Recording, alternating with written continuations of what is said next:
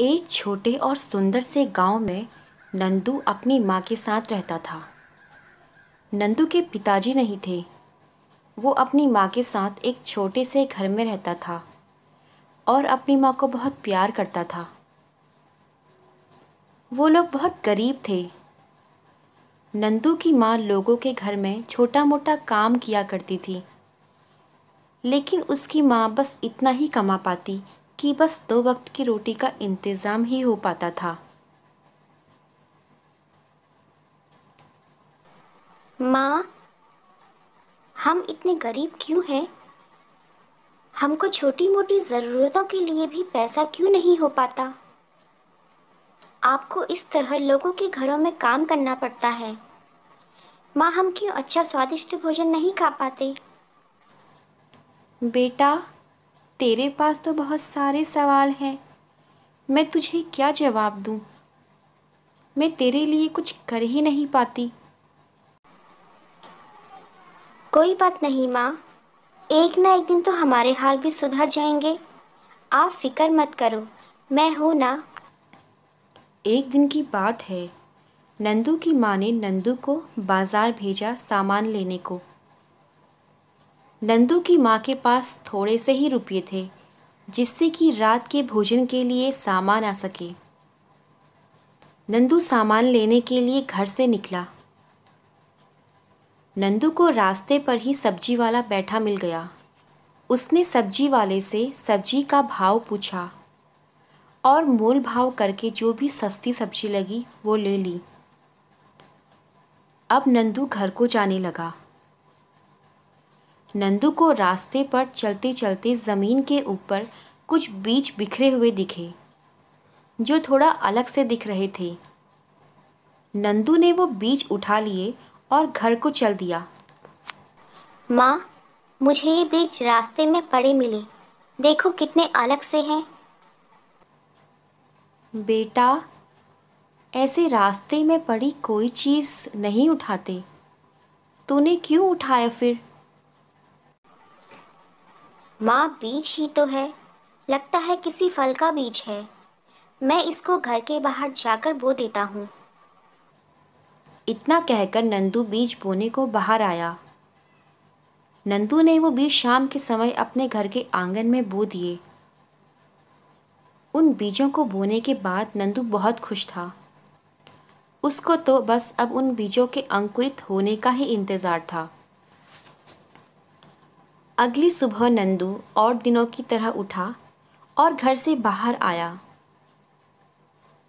पर उसने देखा कि घर के आंगन में एक बेल निकल आई है। नंदू वो बेल देखकर हैरान था। माँ, माँ जल्दी बाहर आओ। आ रही हूँ बेटा, क्या हुआ? माँ, बाहर तो आओ।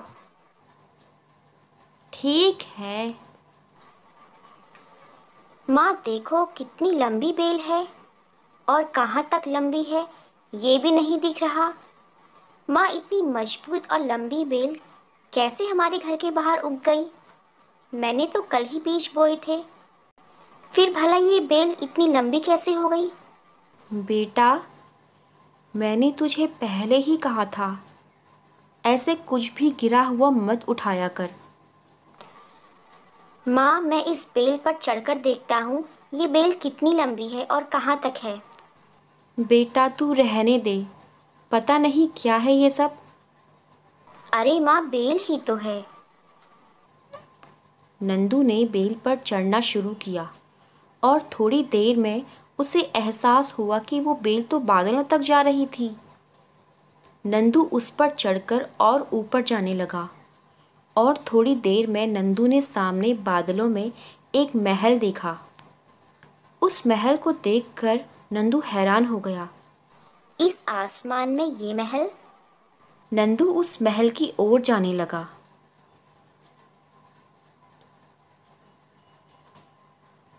और अंदर जाकर उसने वो महल देखा। अचानक उसे महल में एक बड़ा सा राक्षस दिखा। नंदू ने छुपकर उस राक्षस को देखा। थोड़ी देर बाद वो राक्षस महल से बाहर निकला और नंदू महल में घुसा। उसने महल में यहाँ वहाँ देखना शुरू किया।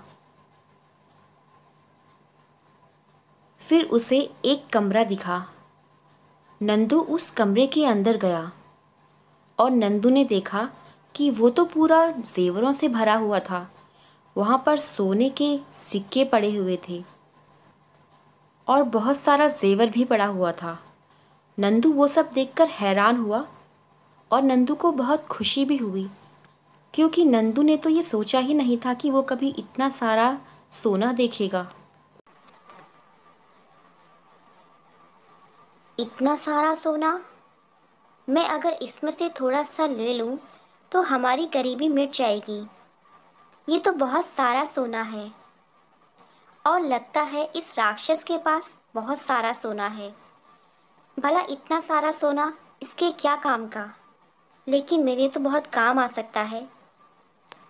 अचानक नंदू को किसी के कदमों की आवाज़ आई। नंदू पर्दे के पीछे छिप गया। उसी वक्त वहाँ वो राक्षस भी आ गया। उसने यहाँ वहाँ देखा, उसे कोई नहीं दिखा। नंदू उस राक्षस के जाने के बाद वहाँ से निकलने लगा। उसने थोड़ा सा जेवर उठाए और वो बाहर की तरफ निकलने लगा। जैसे ही नंदू बाहर निकला, उस राक्षस ने नंदू को देख लिया। एक इंसान मेरे महल में? ये मेरे महल में क्या कर रहा है? रुको!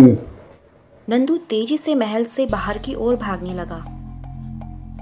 वो राक्षस भी नंदू के पीछे पीछे भागा। नंदू पेड़ पर चढ़ गया और नीचे की ओर उतरने लगा। वो राक्षस भी उस पेड़ पर चढ़ गया और नंदू के पीछे पीछे नीचे की ओर उतरने लगा।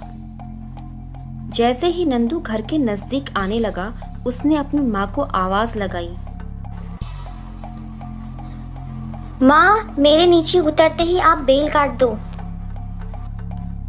नंदू जैसे ही नीचे उतरा, नंदू की माँ ने बेल काट दी और वो राक्षस जमीन पर गिर गया और मर गया।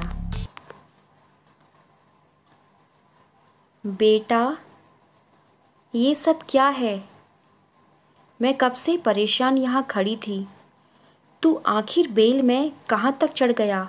और ये सब तेरे पास इतना सारा जेवर?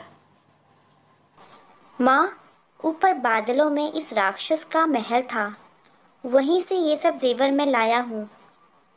माँ, अब हमारी गरीबी मिट जाएगी और आपको भी लोगों के घरों में काम नहीं करना पड़ेगा।